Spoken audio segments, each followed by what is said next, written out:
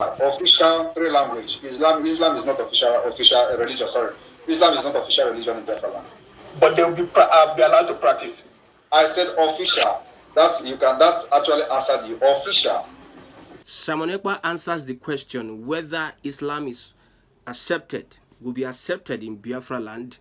What are the official religion in Biafraland? Is Islam part of the officially recognized religion in Biafraland? Listen to this, then I will come back for analysis. Is it the case that they will practice Islam in Biafra if it ever happens, but will not be officially recognized?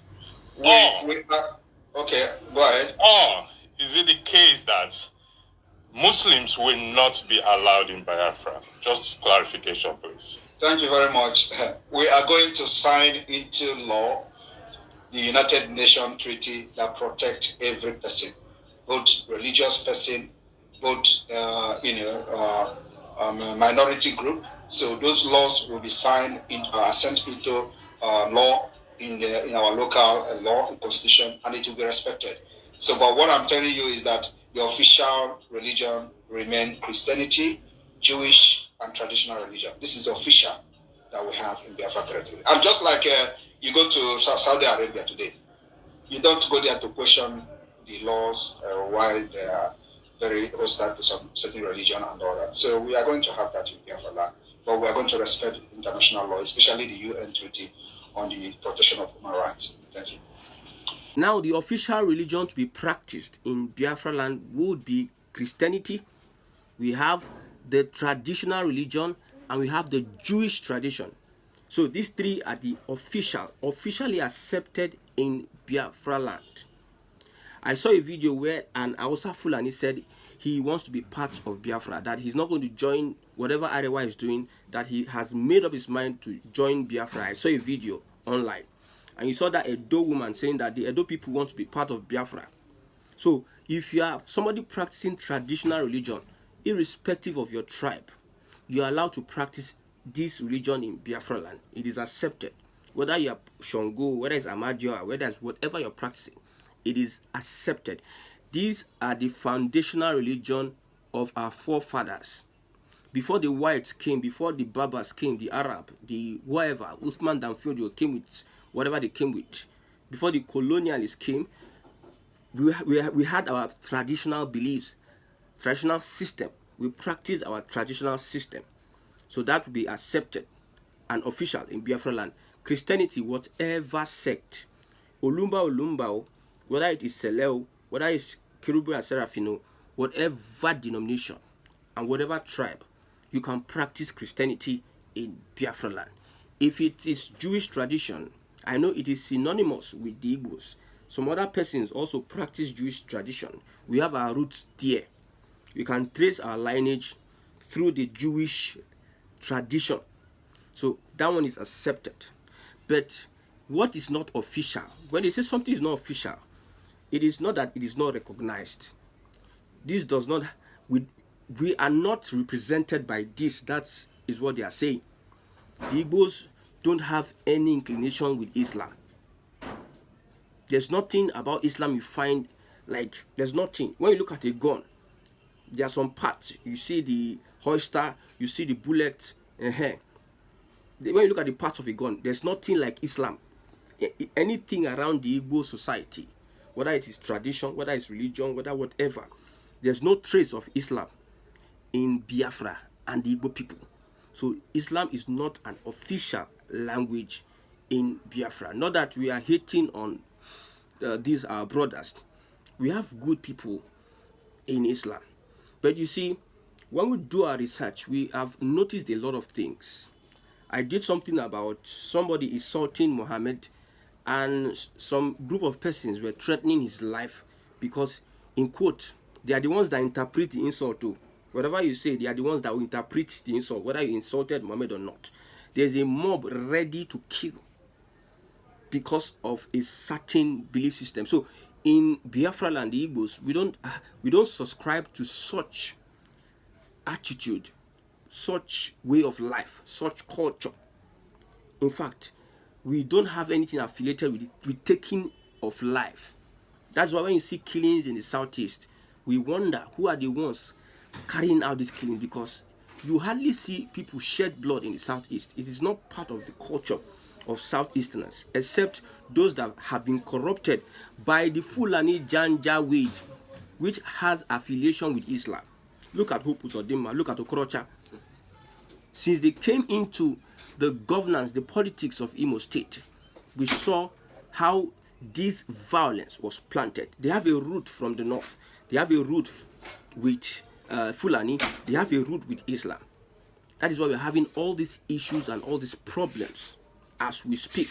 Now, directly or indirectly, we are sending a message that Islam is not accepted in Igbo land. You see, when you go to Islamic countries, they tell you the same thing. They give you, yes, this is accepted, this is not accepted, we want this, we don't want that. This is the red line you cross.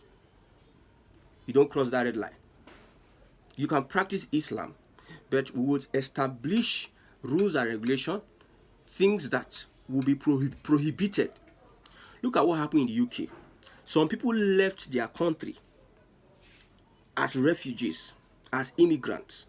Some Islamic guys and ladies and women left their countries as immigrants, found asylum in the United Kingdom, and came and wanted to change the system, bringing in Sharia, causing violence, stopping the people from practicing their own religion. They never appreciated the fact that this country, UK, allowed them to practice their religion, did not interfere in their religion. They gave them the space to participate in government, do all sorts, to freely express themselves religious-wise. But what they did in turn, they started using their religion to stamp on the rights of the indigenes. They took over a community, they subdued the people, and they imposed Sharia forcefully on the people. That is the Islamic religion. It's all about conquest. Anywhere they go, they want to conquer. Look at Turkey. Look at Lebanon and what is happening to Hezbollah. Look at Israel, and look at Palestine. We know that Israel, they practice Judaism largely. But look at Palestine. Anywhere they find themselves, they want to take over territory. When people practice a certain religion, and what all they want to do is to find ways to make you, to convert you forcefully, whether using manipulation, whether using juju or voodoo, whether using government or politics. That is their system, the way they come in. And I have made this analogy before. A Fulani person comes into a community. He's a one person. Yes, he's a Muslim. He brings his brother. They stay in the bush. They create a community. From creating the community, they bring in cows. They start trading in cows. They turn that place to abattoir. They start buying houses. Look at in Lagos State, there's a place called Agege. These guys are buying the houses. That's how they buy and they expand. They find themselves in government, in the army, in government. They take over, and they forcefully, when they find out that they have grown to an extent, they will now stamp their feet and want to force you through the back door. Look at somebody from, I don't know, is it Sokoto or Zamfara State, brought a bill through the back door to Islamize Nigeria. The institution, the constitution allowed Sharia in the northern state, but that one is not even, like, he's not satisfied with the backwardness in the north. He wants to transport the backwardness in the north into the south. He wants Nigeria as a whole to practice Sharia. The states that have been practicing Sharia, there's no improvement whatsoever. There's no improvement. They are the most backward states in the country. So what's the essence? So wherever there is a practice of this Islam, there's bound to be hostility. What is the difference between Islam and Christianity? If the Christians want to do their evangelism, they try to talk to you, they have a conversation. If you abuse Jesus, they are not going to fight you. They pray for you. Jesus preached, he said, love your enemies, pray for those who chastise you. That's the system of Jesus. But when it comes to Islam, It's all about chaos, hostility, killings and killings. It was a conquest for Muhammad. He went from communities to communities and started killing people. See, I'm making a case why we want to sanitize our society. When there's eventually a Biafra, Islam will not be an official religion. Because anywhere you make Islam an official religion amongst other religions, they want to dominate using all sort of manipulation, voodoo, spiritual. I've been mentioning it. This is their style. The reason why I'm explaining, so that will not be as if there will not be democracy in Biafraland. We don't want to take nonsense. We don't want to make the mistake Nigeria has made. You see, a Muslim ticket, they pushed it. Tinubu went to OIC, attended a conference in Saudi Arabia. He is now calling an end, like ceasefire in Gaza. We know that naturally Christians, I'm not saying Israel is a Christian nation. We have more Muslims than Christians in Israel. We have more Muslims than Christians in Israel. But when you look at it, naturally Christians, United States is a Christian nation. Let's look at it like that. Christians support Israel, while Islamists, terrorist organizations support Palestine. Look at the affiliation between Iran, Palestine, and Hezbollah. These are well-known terrorist groups. Their one is to flush out anybody who's an infidel. They bring in their Sharia, whatever. They make sure that they impose it on you. Look at what Boko Haram stands for. The conquest of Uthman Dan Fodio when he was stopped in the Middle Belt. The Igara king slaughtered his head, severed his head. He stopped him there. So that's their plan. When they come to a region, for instance, you allow Islam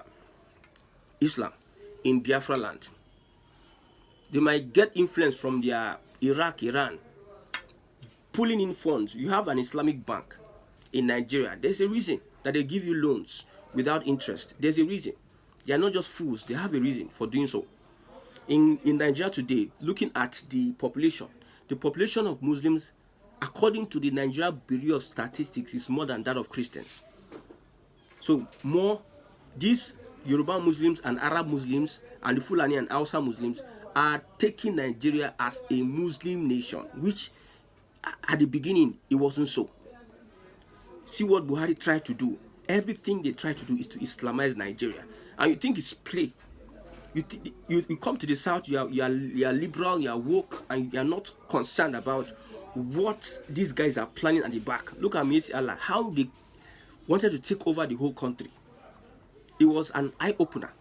So in Biafraland, it is understandable that we don't accept officially Islamic religion. You can practice your Islamic religion, but we'll give you limitation. Look at how in Canada, I think in Canada, or there's one country that they banned the use of hijab. They banned it. That country banned it because we saw that some of these Muslim, the practice, the religion, some of the practices is against the belief system in that area. And they try, if instead of them to practice it among themselves, you're allowed to practice. Instead of them to practice it amongst themselves, they enforce it on other people by force. When you look at the conversions of Igbos, any Igbo that converts to a Muslim will do so either politically, economically, or spiritually. Spiritually is like they might use voodoo, manipulation, spiritual manipulation, to manipulate somebody into joining Islam. They can use the economic benefit they have or political benefit to make you join Islam. That is how they rule. Alex Mascot, that House of Rep member that bullied the boat driver, don't you know that he's a Muslim? He's an Abia man. He's a Muslim. He just joined Islam. What would that tell you? That these people are being coerced to join the religion for benefits. That is how they do their evangelism, by force. So that is, if you allow them into Biafra, they will cause much more trouble.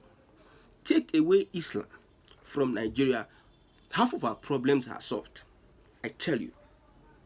take away Islam in Nigeria, half of our problems I'm stuck. See, I'm not against the religion, but what I see on ground, I'm saying, what we have experienced, I'm saying. There's a man on YouTube, his name is Christian Prince. I learned a lot from Christian Prince. Go and watch Christian Prince on YouTube. This guy who studied Islam. He speaks Arabic very well. He studied Islam. He will tell you the history of the Quran. Islamic scholars all over the world call into his program. He beats them down. He says a lot of things about Islam that I cannot say here, so that they will not say, you are insulting Muhammad, you are doing this, you are doing that. So if Islam is not in Nigeria, half of our problems will be solved. At least the Boko Haram menace and everything. Those that wanting to see the most corrupt in the northern leaders, most corrupt of all. When you look at elections in the north and Islam society, they are the most. See, the election malpractice that happened in the north is top notch. The electoral malpractice. One woman in Sokoto called out the governor because bandits were killing them. You know what the governor did? He called the police to arrest the woman for calling out the governor to do his duty. They stample on human rights. They look at people as nothing. All they are interested is power and manipulation using religion. So it is okay for me to say, if Islam is taken away from Nigeria, half of its problem will be solved. This Boko Haram and all these menace will naturally, they will not find a place to breathe. They will not find an avenue. See, these guys use Islam, the premise of Islam, to carry out their evil activities. Which of these terrorist group in the north, the bandits and whoever, the Fulani headers and whatever, which of them don't use the basis of Islam to come into Nigeria? Look at the borders, porous borders opened. They use they come in and they cause havoc. So if you put them off, half of Nigeria's problem will be solved. So we are avoiding such disaster. I don't know, I've said it, I don't know whether it is the people that practice the religion that are not doing it well. Because when I look at Dubai, Saudi Arabia, I see these people practice a different kind of religion. There's no chaos. But every other society, Muslim society, that's why most of the people are running away from their countries. Muslim countries, going to Europe. And when they get to Europe, look at what's happening in France and the UK.